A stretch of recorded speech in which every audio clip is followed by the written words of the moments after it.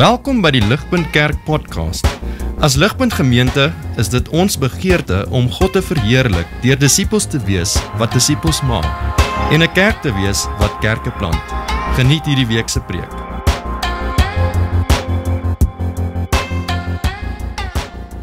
Teks wat ons vanoggend doen, 'n baie bekende stukkie, Marieke het vir ons gelees, Lukas 19 vers 1 tot 10, Jesus wat ontmoet met Saggeus. Ons gaan letterlik so al vers vir vers deur die stukkie werk vanoggend, maar voor ons daar kom, is dit vir ons goed om so klein bietjie te backtrack, bietjie terug te gaan na hoofstuk 18 in Lukas, want ons het nodig om te sien hoe Lukas hierdie hele storie eintlik vir ons skets. Hy plaas hierdie ontmoeting van Jesus met Saggeus baie naby aan Jesus se intog in Jerusalem, sy laaste week op aarde. En hy trek eintlik as ware 'n klompie temas bymekaar. So dis goed vir ons om bietjie terug te staan, bietjie te kyk na wat aangaan in hoofstuk 18 spesifiek. Ons het al 1 of 2 preke uit hoofstuk 18 gehoor, maar is nog steeds goed om dit te doen. Dis letterlik asof hoofstuk 18 die scene set vir wat gebeur tussen Jesus en Saggeus, amper sê ek Jesus en Lukas. In geval in Lukas vind ons verskeie stories. Ek gaan nie deur hulle almal gaan nie. Ons gaan hulle almal lees nie. Ons gaan dit ook op die bord hê nie. Dis relatief bekende stories vir ons. Daar's 6 stories. Ons gaan nie na almal kyk nie, maar daar's 'n paar wat ek graag vir ons wil uitlig. Eerste een daarso is die storie van die persistent widow. Heel aan die begin van Lukas kry ons hierdie storie van hierdie weduwee wat geregtigheid soek teenoor haar teenstander. Dis die woord wat die Afrikaanse Bybel vir ons gebruik. Sy vra dit van 'n regter, maar die Bybel sê vir ons die regter is nie 'n godvreesende man nie. So hy steur hom nie aan haar nie. Hy stoot haar op sy. Maar sy is persistent. Sy hou aan en sy hou aan en sy hou aan. Tot so 'n mate dat hy moeg word van haar en op die oomblik vir haar die geregtigheid gee wat haar toekom. En dan sien ons die storie word vir ons opgesom met die idee dat God die een is wat justice, geregtigheid sal gee aan sy uitverkorenes. Ons sien daarna ook 'n bekende storie, 10 en meer bekend, fariseer en 'n tollenaar wat saam tempel toe gaan en saam gaan bid. En die Here of Lukas, die Here via Lukas, gee vir ons 'n teenstelling hierso tussen die fariseer wat godsdienstig en trots is en die tollenaar wat nederig is en berou het. Ons sien die fariseer wat daarso bid tot God en sê, Here, dankie dat ek nie soos hierdie tollenaar is nie. En kyk, hierdie is alles wat ek doen. En ons sien die tollenaar wat kom en vir Here sê, Here, ek is 'n sondaar. Wees my genadig. Geweldige teenstelling. Jesus wat dan daarna, soos hy die storie vertel, dan ook spesifiek sal sê, dis die tollenaar wat huis toe gaan, geregverdig en nie die fariseer nie. Daarna is daar 'n stukkie van kinders wat toegang kry tot Jesus. Gaan nie te veel oor dit nou sê nie. En dan kom ons by die storie van die ryk jong man. Storie wat ons reeds behandel het voor in hierdie reeks. En Lukas, die storie wat Jesus vertel actually, hy beeld hierdie ryk jong man uit, as ek reg is, dis actually 'n storie, is 'n gebeurtenis wat gebeur het. Die ryk jong man word vir ons uitgebeeld as iemand wat godsdienstig is, as iemand wat die gebooie gehoorsaam, maar ons sien ook op die oomblik hy is iemand met 'n onvermoë om homself te verwyder, homself vry te maak van sy besittings. Die storie loop dat hy kom na Jesus toe en hy vra vir Jesus, maar Jesus, wat moet ek doen om die ewige lewe te kry? En die Here sê vir hom, maar weet, gehoorsaam die gebooie. En hy sê, maar Here, hierdie en hierdie het ek gedoen en hierdie het ek gedoen. Wat kom ek nog kort? En Jesus sê vir hom, sell what you have, give to the poor, and you will have treasure in heaven, and come follow me. Dan sien ons wat gebeur is, hy draai om hartseer, en dit sê daar vir ons, want hy het baie besittings gehad. 'n onvermoë om van homself te skei van daai besittings, te veel waarde geheg aan dit. En dan aan die einde van Lukas 18 sien ons waar Jesus na by Jerigo kom en daar's 'n storie van 'n blinde man wat langs die pad sit. Hy hoor 'n rumoer wat aankom en hy vra vir die mense, maar wat gaan aan? Mense sê vir hom, dis Jesus van Nasaret wat verbystap.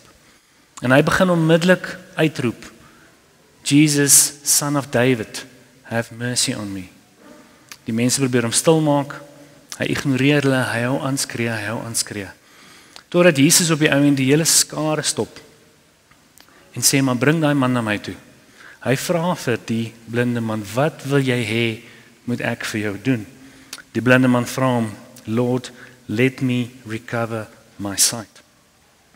En Jesus reageer dan terug op hom en hy sê, recover your sight, your faith has made you well. Die man word genees en het Jesus verder gevolg met almal wat dan natuurlik weet vir God geprys het vir die wonderwerk wat gebeur het. Dis 'n interessante storie, is 'n storie van 'n blinde man wat kon sien wie Jesus was, meer as die ander. Hy het nie geskree, weet, Jesus of Nazareth, have mercy on me nie. Hy het geskree, Jesus, son of David, have mercy on me. Hy kon sien wie Jesus is. Dit is stories wat ons bring tot by Lukas 19. As 'n paar temas wat ek wel net vir ons wil uitlig voor ons in Lukas 19 self gaan inspring. Ons sien, baie duidelik gesien in die begin, 'n teenstelling wat vir ons gegee word tussen nederigheid en berou aan die een kant en trots aan die ander kant. Ons het gesien die tollenaar, sy nederigheid, ons het gesien die fariseer se trots, ons het gesien die ryk jong man se trots. Daar is 'n bietjie van 'n teenstelling wat vir ons gegee word rondom sig en blindheid, maar ons gaan nie te veel aandag aan dit gee vandag hier. Daar's 'n ander belangriker tema wat ons daar sien en dis die tema van geregtigheid, justice. Ons sien dit word toegestaan aan die weduwee. Ons sien dit word Jesus sê word uitgespreek oor die tollenaar. Ons kan sien dis iets wat outomaties gegee word aan die kinders wat Jesus toegang gee tot homself. Ons kan sien dis iets wat dan ook gegee word vir die blinde man. Maar ons sien meer as dit. Ons sien nie net geregtigheid wat Jesus uitdeel nie. Ons sien Jesus deel geregtigheid uit aan 'n baie spesifieke groep mense. Daar was die weduwee, die tollenaar, die kinders, ons het nie veel oor hulle gesels nie, en dan die man van gestremdheid. As ons die konteks van die tyd gaan verstaan, dan gaan ons besef, maar hierdie is almal in daardie tyd was die bottom feeders van society. Hulle was die mense wat nie regte gehad het nie. Hulle was die mense wat uitgeskei was, hulle was die uitgeworpenes, hulle was die sosiaal onaanvaarbares, die sosiale buitestanders. En dis 'n tema wat ek wil hê ons moet sien, want dis 'n tema wat tog 'n bietjie vorentoe loop. Dis 'n tema wat begin eintlik terug in Lukas 4, waar Jesus in 'n sinagoge in sy tuisdorp is en hulle gee vir hom die boek van Jesaja om te lees. En hy lees 'n stuk uit Jesaja, ek dink dit is Jesaja 61 uit, wat tot 'n groot mate die doelstelling is van sy bediening. En hy sê daar, the Lord has anointed me to preach good news to the poor, freedom to the captives. En hy gaan aan. Maar daai stukkie wat hy daar noem rondom the poor, is 'n tema wat verder deurgetrek word. Ons kan in die res van Lukas, ook in Lukas 18, kan ons sien wat Jesus bedoel met dit. Die poor is nie net die wat arm is nie. Dis die wat die uitgeworpenes is, die wat die sosiale mense aan die buitekant is. Ons sien Jesus kom en hy gee spesifiek geregtigheid aan hulle. En dan sien ons die teenstelling met die fariseer en die ryk jong man wat spesifiek nie sy geregtigheid ontvang nie. So dis die backdrop. Vat al daai, sit dit in julle agterkoppe. Kom ons duik in Lukas 19 in en ons kyk wat die Here vir ons daar sê. Julle kan julle papiertjies byderhand hou, soos ek genoem het. Ons gaan so vers vir vers daardeur gaan met alles wat ons nou genoem het in ons agterkoppe. Ons sien Lukas 19 begin met Jesus wat in Jerigo instap.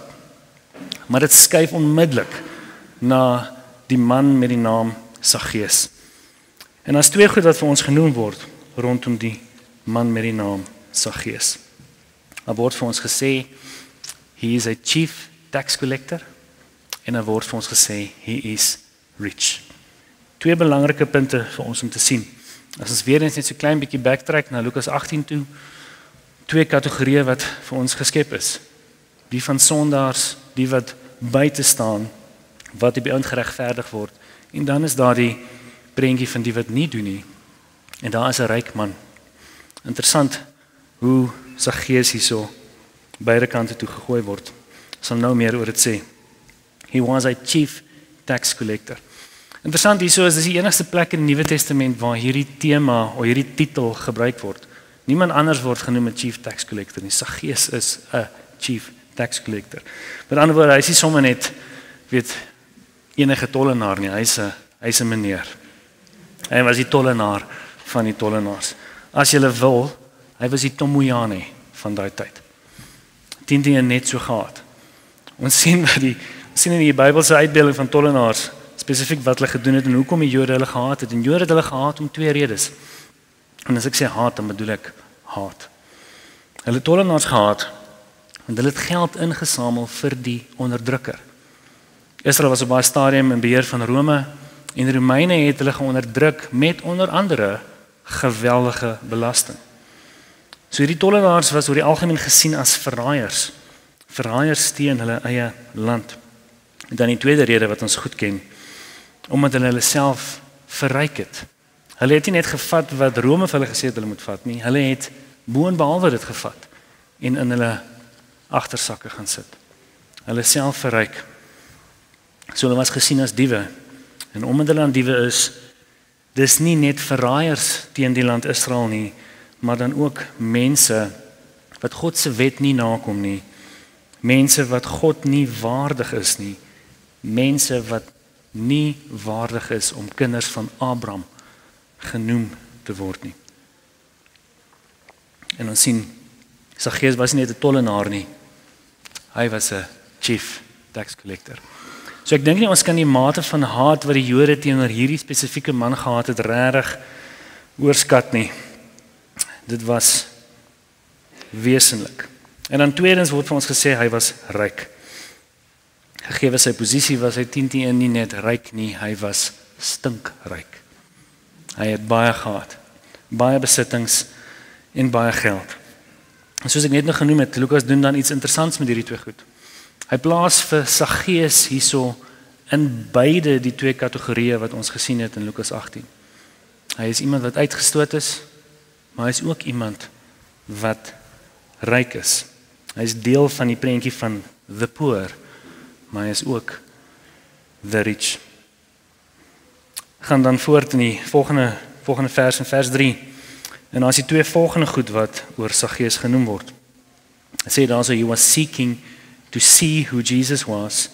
Sien weer die tema van sig. And he was small in stature. Hy wou bitter graag vir Jesus sien.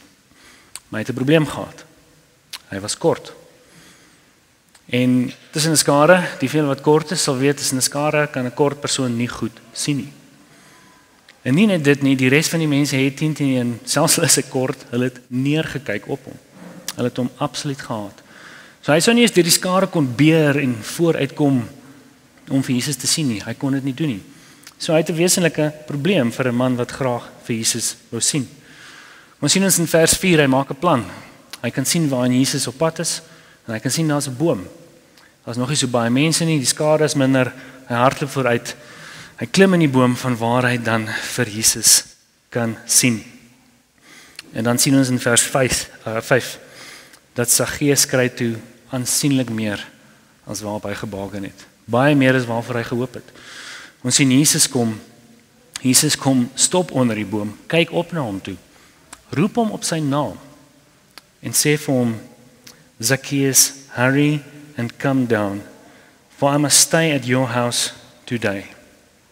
Sy reaksie dan in vers 6, so he hurried and came down and received him joyfully. En ons sien die reaksie van die ander mense. And when they saw it, whoever they are, they all grumbled. En dit is teenoor Jesus, nie teenoor Saggeus nie. Because he, Jesus, has gone in to be the guest of a man who is a sinner. Hier is 'n oomblik waar ons vir 'n tydjie 'n bietjie by moet stil staan, want hier is iets ongeloofliks aan die gebeur. Ons sien hier 'n prentjie van Jesus se absolute, grenslose vrygewigheid. En vir dit moet ons weer eens besef wie Saggeus is en besef wie Jesus is. Jesus, die ware God, die seun van God, die beste uitbeelding wat ons ooit op aarde van God sal hê. Hy kom na Saggeus toe. Hy kom na Saggeus, die chief tax collector toe. Hy kom na Saggeus toe, die man wat sy rykdom verkry het op oneerlike maniere. Absolute perfektheid, absolute sondeloosheid aan Jesus se kant.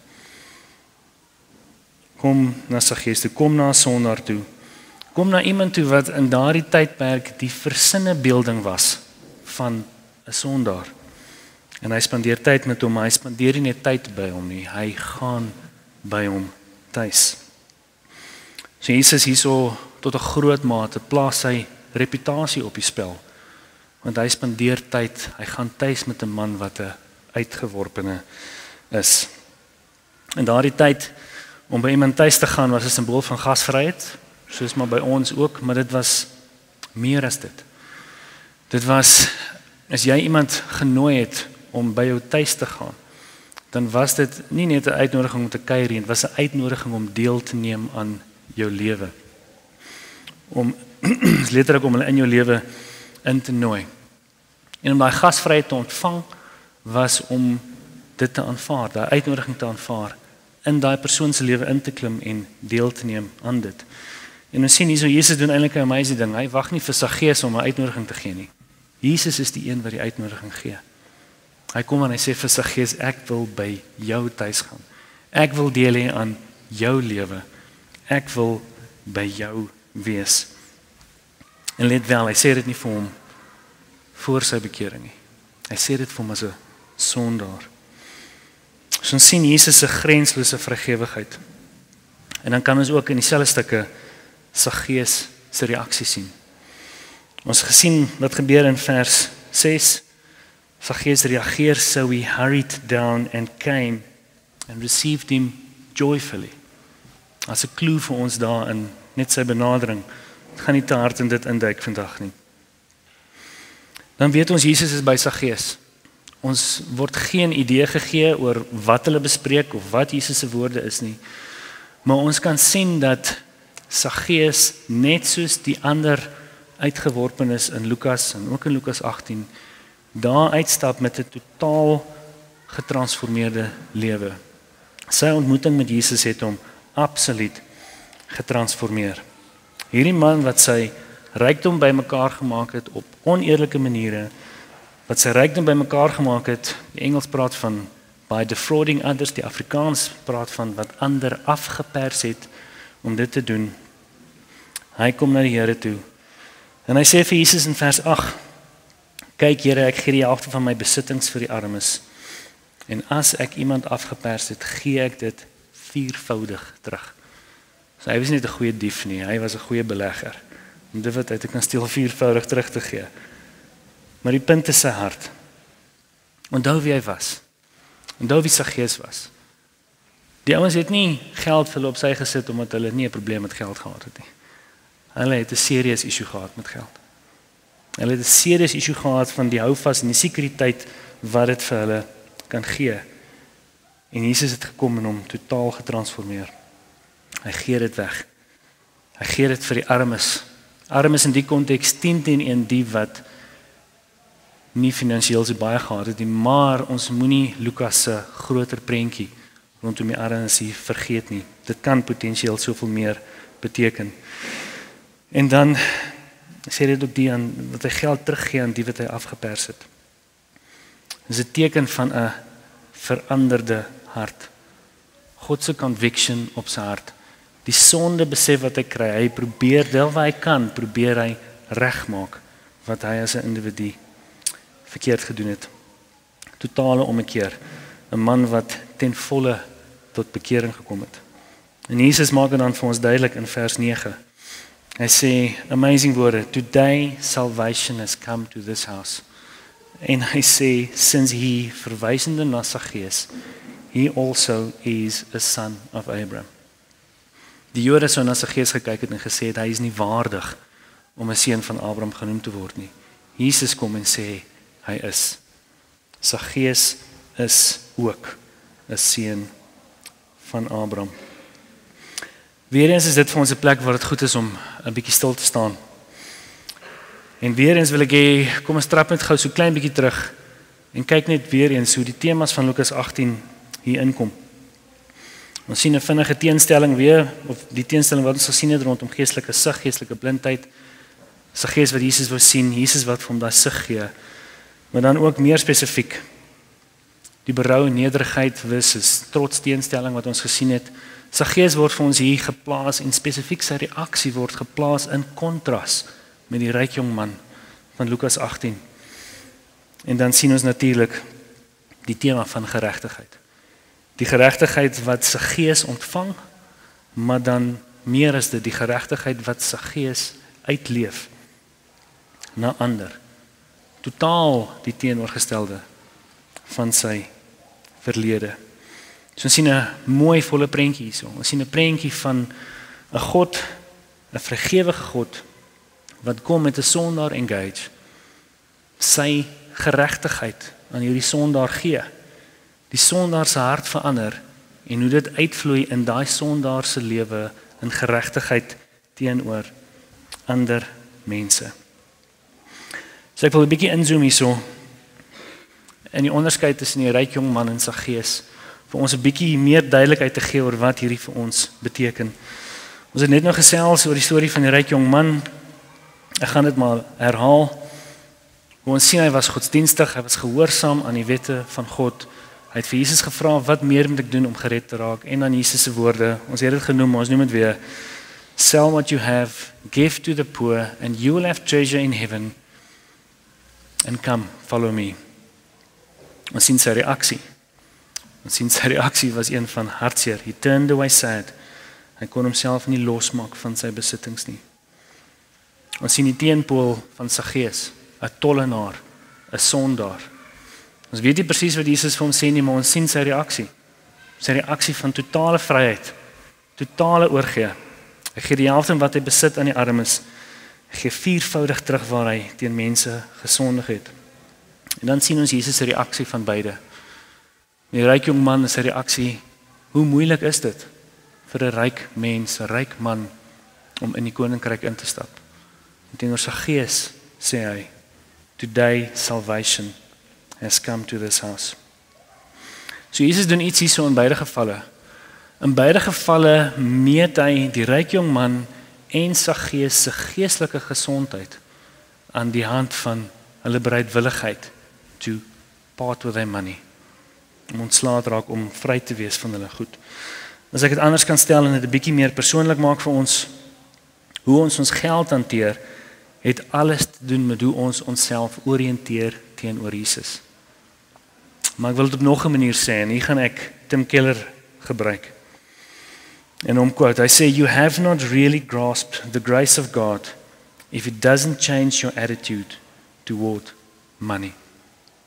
Die prentjie wat hier vir ons gegee word van Saggeus is dat vrygewigheid teenoor ander, vrygewigheid eintlik met alles op die ouend, né? Is 'n uitvloeisel van 'n siel wat tot redding gekom het. En sodoende raak 'n mens dan los van die materiële dinge wat aan ons gegee word. Ons sien nog 'n kontras tussen die ryk jong man en Saggeus, en dit is dat ons besittings vir ons of 'n hindernis kan wees in ons volg van Jesus, of dit kan 'n manier wees waarop ons Jesus volg. So dit laat ons by 'n plek waar ons vir onsself 'n paar vrae moet vra. Vrae wat ek dink ons sal vir onsself kon vra vroeër in die reeks, vrae wat oor die algemeen 'n bietjie ongemaklik is. Nie so lekker is nie. En ek gaan 'n paar van die vrae wat ek vir myself vra vir julle lys. Hoe staan ek teenoor my finansies en besittings? Verryk ek myself of leef ek Jesus se hart? Is ons gebruik van ons beursies soos die van die voorbekeerde Saggeus, of is dit soos die van die Saggeus wat tot bekering gekom het? Is ons met ons beursies en ons besittings selfregverdigend, of is ons los van die houvas wat dit op ons kan hê? Het ek as 'n individu teenoor iemand gesondig in die proses om myself te verryk? En indien ja, hoe moet ek daarop reageer? En dan, wat is my houding teenoor die armes? Die armes in die breë sin van hoe Lukas dit gebruik. Nie net die wat minder het as ek nie, maar die wat uitgeworpenes is, die wat sosiaal onaanvaarbaar is. Sien ek God se hart in my eie hart. En ek dink die waarheid vir die meeste van ons is dat ons is nie so vrygewig soos wat ons kan wees nie. Ons is teen meer selfregverdigend as wat ons dink. Ons hou stywer vas aan dit wat vir ons gegee is, want ons vind 'n mate van sekuriteit daarin, ons vind 'n mate van hoop daarin. Vir almal van ons gaan dit 'n bietjie anders wees. En dan sukkel ons om vrygewig te wees met alles, met onsself, ons tyd, ons huise. Ons sukkel om vrygewig te wees met die evangelie en dan natuurlik ons besittings en ons geld. So ek weet nie van julle nie, maar as ek hierdie vrae worstel en antwoorde tot dit probeer gee, antwoorde wat ek amper nie wil gee nie, dan voel dit nie so lekker in my binneste nie. Maar dis presies hier waar Jesus kom en vir ons kom sê, daar is goeie nuus. En ons sien dit ook hierso in die storie van Saggeus. Waar daar nie net goeie nuus is en ons kan kyk na Jesus se aksies nie, maar ook Jesus se woorde. Vers 10. Ruben het dit vir ons gelees. For the Son of Man came to seek and save the lost. Ons sien in die stuk wat ons doen Jesus se impak op Saggeus. Saggeus wat in twee kontrasterende kampe geplaas was. Saggeus was the poor, maar Saggeus was dan ook the rich. En is hierso waar ons onsself in sy skoene moet plaas. Sien wat Jesus nou met hom doen. Sien hoe Jesus dieselfde met ons wil doen. So Saggeus deel was van the poor, so is ons deel van the poor. Sonder Jesus is ons sondaars. Sonder Jesus is ons die wat buite staan. Sonder Jesus is ons spesifiek die wat buite die koninkryk staan. Sonder hom is ons die wat onsself verryk. En sonder hom is ons net so Saggeus moreel korrup. Maar die goeie nuus is dat net soos Jesus na Saggeus toe wou gaan en by hom wou tuis gaan, so wil hy by ons tuis gaan. Net soos hy Saggeus se lewe wil omdraai, so wil hy kom en hy wil ons lewens omdraai.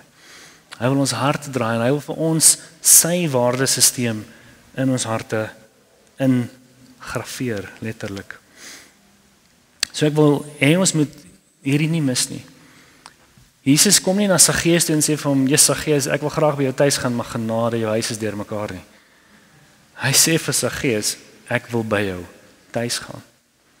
Want dit kan op geen ander manier werk nie. Ons het 'n onvermoë om ons eie huis uit te sorteer, soms in die fisiese wêreld ook. Ons het 'n onvermoë om ons harte te dra, ons het 'n onvermoë om ons lewens uit te sorteer. Net Jesus kan dit doen. En ek wil dit reguit sê, ons kan nie goed genoeg wees nie. As ons daai vrae worstel, dan voel ons is nie goed genoeg nie. Dus aan die een kant is dit baie sleg om dit te ervaar, maar aan die ander kant is dit great om dit te ervaar. Want dis waar ons moet wees. Ons moet besef hoe nodig ons Jesus het. Jesus sê vir Saggeus, hy sê oor sy ervaring met Saggeus, salvation has come to this house. Nie omdat Saggeus iets goeds gedoen het nie, maar omdat Jesus na die huis toe gekom het. Ons kan hy woordjie salvation en die naam van Jesus kan ons maklik verruil in daai sinnetjie. Jesus has come to this house. Salvation has come to this house.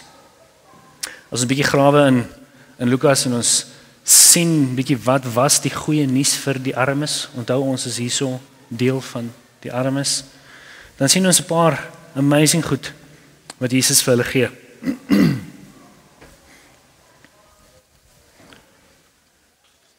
Ons sien hy gee vir hulle gemeenskap. Hy gee vir hulle aanvaarding. Ons sien hy gee vir hulle vergifnis. Ons sien hy gee vir hulle herstel en 'n ommekeer van hulle lewens. En ons sien hy gee ook vir hulle 'n ommekeer van hulle harte, soos hy ek net nog genoem het, sy waardesisteem in hulle harte plaas. Dit sluit 'n klomp goed in, insluitende radikale vrygewigheid. Soos ons deur daai vrae worstel en ons eie sondigheid besef, wil ek hê ons moet terselfdertyd Jesus se woorde onthou. Jesus wat vir ons sê is, ek wil vandag by jou huis tuis gaan. Dis iets wat hy vir elkeen van ons sê. Net soos hy geregtigheid aan Saggeus gegee het, wil hy geregtigheid aan ons gee. Al wat hy soek is 'n nederige erkenning van ons sondigheid, berou oor ons sondigheid. En hy kan die res van die werk verder vat. Dit is Jesus se benadering tot Saggeus, die buitestander, Saggeus the poor. Maar Jesus kom ook na Saggeus, die ryk man. Dit is interessant hoe Jesus na hom toe kom. Hy kom nie op 'n ander manier nie, hy kom op presies dieselfde manier. Net soos Saggeus ryk is ons ook ryk. Dit het dit 'n paar weke terug genoem, statisties gesproke, is ons almal ryk. Jesus kom na ons toe en hy kom praat met ons. Interessant weer eens, en goed om te noem. Jesus het nie 'n probleem met rykdom nie.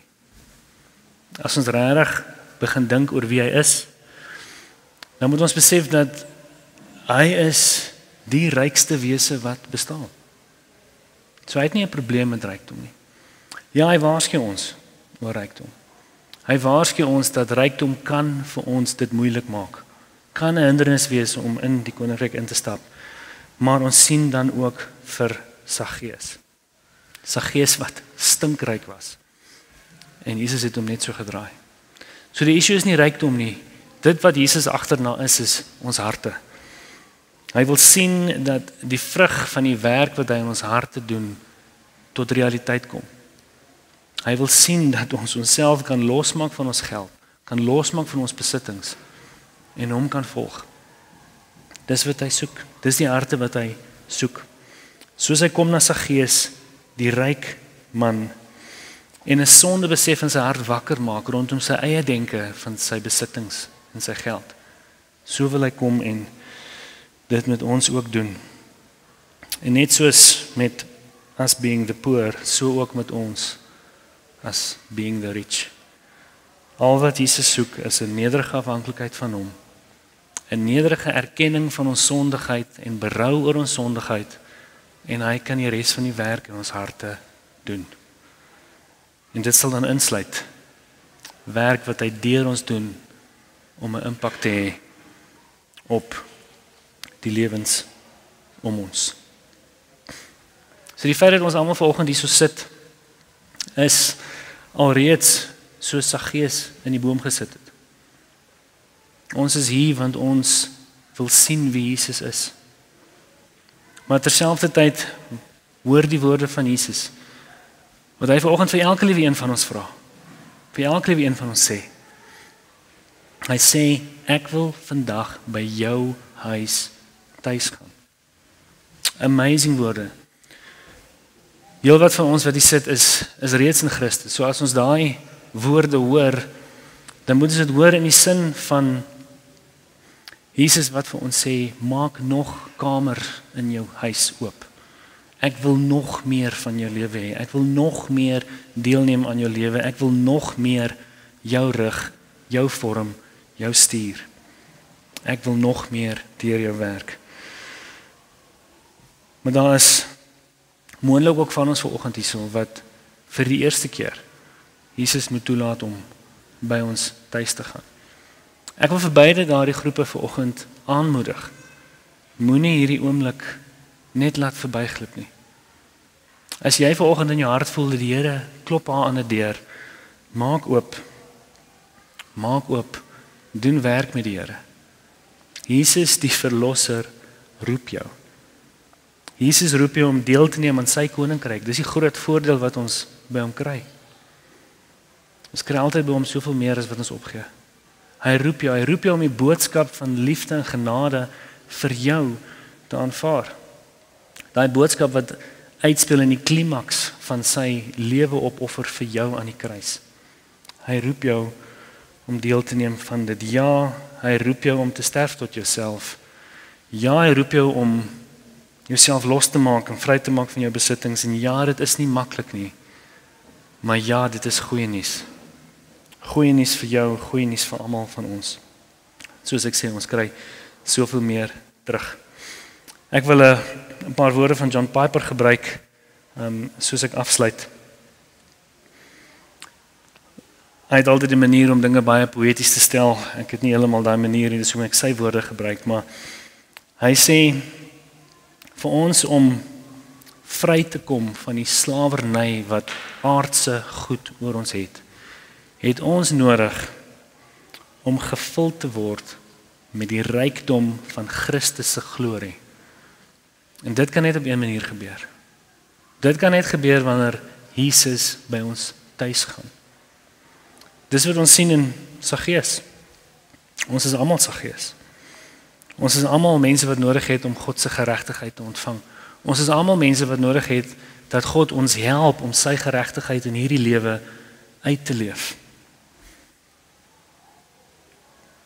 Net so Saggeus. Jesus regverdigheid van self. Hy kom na 'n sondaar, hy gee hom sy geregtigheid. En dit loop uit op 'n sosiale impak. Geregtigheid van aksies. Dit begin met Jesus. Laat hom tuis gaan by jou. Kom ons bid.